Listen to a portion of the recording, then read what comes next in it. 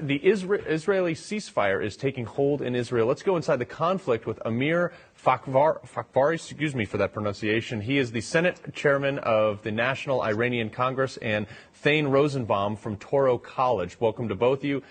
Thane, what do you see happening next in this whole thing? Well, let's just hope the ceasefire holds, right? I mean, in 2014, there were some temporary ceasefires that did not hold. There was one that President Obama asked Netanyahu to implement, and then an Israeli soldier was killed. And I remember at that time, Netanyahu made an announcement. He said, never before am I going to let someone who doesn't understand the complexities of this region tell me what to do. Which, by the way, Carl, is what was surprising about yesterday's Biden, not necessarily taking full credit, but he clearly influenced this ceasefire. And, the Hamas and Islamic Jihad got Israel's attention this time with hundreds and hundreds of rockets being fired at the same time. See, that had never happened before, Carl. It was always, sometimes the rockets didn't even make it out of Gaza. This time, they didn't just land in southern Israel. They were up over Tel Aviv, and hundreds at a time. So that, no doubt, left an impression in the minds of Israelis. And I was surprised that Netanyahu wouldn't want to do what he said he would do in 2014, and which, because he didn't, might have hurt his election chances, which was to finish the job. The Israeli public wants him to finish the job. Don't leave thousands of rockets behind. Don't leave any tunnels behind. And in 2014, Carl, even his cabinet minister, some of them quit. His foreign minister quit in protest. So, the hope is that it holds, but in his story shows that it doesn't. And Amir, I apologize for butchering your last name. How do you pronounce your last name? It's Fkhråور. It's hard. You should be Jewish to can mention Khe. It's hard for you. All right. Well, I just wanted to make sure that people knew the correct pronunciation of your last name. One of the things that I see there's been ceasefires before, as Thane was just saying, but it appears that, Hamas just launches a bunch of rockets. Maybe they run out of rockets, and they're like, oh, okay, we'll agree to a ceasefire now. I mean, it's also, Iran is playing a major role here. What's your take on the whole situation? Trust me, Hamas has enough rockets, but not in Gaza, in Iran. They will send it as much as they want. And Iran, they are not making these missiles and rockets. They are getting it from Russia and China. It's very complicated. It's the storage in Iran for these rockets, and they are shipping it to Hamas easily. Just they need to have money. And the problem right now, if you want to look at the problem, look at the Biden administration. Because Iran envoy at Biden administration, the guy called Robert Malley, he is the problem. He is coming from the background. His father was a Jewish Egyptian Marxist. And in that environment, when he grew up, he thinks everything can be fixed in La La Land, in Cuckoo Land of the Marxists.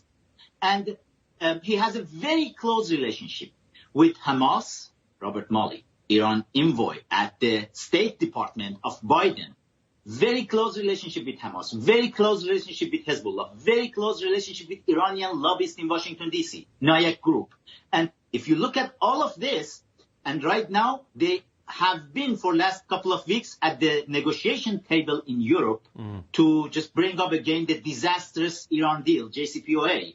And Robert Malley asked Biden to let's send some billions of dollars to Iranian regime because they want to use it to come to the table and we agree with this new deal. And guess what Iran will do with, and it's doing right now with this money, sending it to Hamas. Right. That's very easy to understand it. Yeah, it's shocking to me, so Thane, Benjamin Netanyahu is 71 years old now. It's a little bit younger than Trump, but he's still getting up there. He cannot form a coalition government. So what happens when he's not in power anymore? Well, it's a very good point, Carl. Look, it's like The Godfather. Netanyahu shows himself to be a wartime prime minister. He thinks this is when I excel, and the Israelis are not going to flip me at a time that we're at war. This was good news for Netanyahu. That's, again, another reason why I was surprised that he didn't wait at least another few days. Look, in Israel, the other candidates are, one of whom, Benny Gantz, is a former IDF, Israeli Defense Forces chief of staff. So these are all experienced military men. Mm-hmm. And when it comes to defense, Carl, they pretty much all have the same concept. Right. They agree with Amir, right? They understand what they're facing. So it's not like there's any pacifists out there. The question is, what did Israel do enough? Remember, Hamas is claiming victory. What are you supposed to do with an enemy like this? Yeah. That after 250 people killed with 60 children, there's actually calling victory. Iran's foreign minister said that Hamas forced Israel to retreat. This is the language that's being used. Yeah. And, there's an old joke that says, Israel can't let the Arabs out crazy them. Right. And that has that feeling today, right? Like they actually think they won. Does that mean that they're going to be deterred from a future attack? I doubt it. Well, Amir, it's like, the Baghdad Bob. Remember this guy when America was rolling in there? I did 2 tours in Iraq. When they rolled in there, the guy was on the airwaves saying, there's no tanks. We've beaten them back. The Americans are on their way. We overturned Saddam's army in 5 days. It takes longer to get to the moon and back than it takes to overturn the world's 5th largest army. And he was still saying on TV that, Iraq is winning the war. But, is this one of those things like Netanyahu and Israel, if they really wanted to, they could turn Hamas, or the entire Hamas region, into a parking lot. But they do so with precision and tactics and things like that. Why don't they just put an end to it and say, like, hey, guys, look, you attack us again, I'm gonna make this Lake Israel? If they want to fix the problem, they need to fix it in Tehran. Because the problem is not there. It's not in Gaza. If Tehran doesn't send money, petrodollars, to these crazies, Ismail Haniyeh and his team, and Hamas or other terrorists, Hezbollah and the rest of them, how they want to survive. They are getting all their equipments, their monies, their supports from Iran, from Iranian crazy mullahs in power.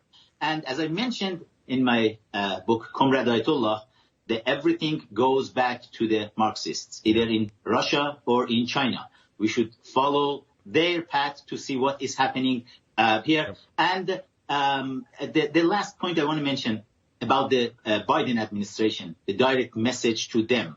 How dare they can right now sit on the table and talk with some representative from Iranian supreme leader, the serial killer who killed last year 1,500 Iranian kids in street, the protesters. And Biden administration is okay to go and talk with these crazy mullahs? Doesn't seem productive. Yeah. Thane, Amir, thank you very much for joining us. We appreciate it.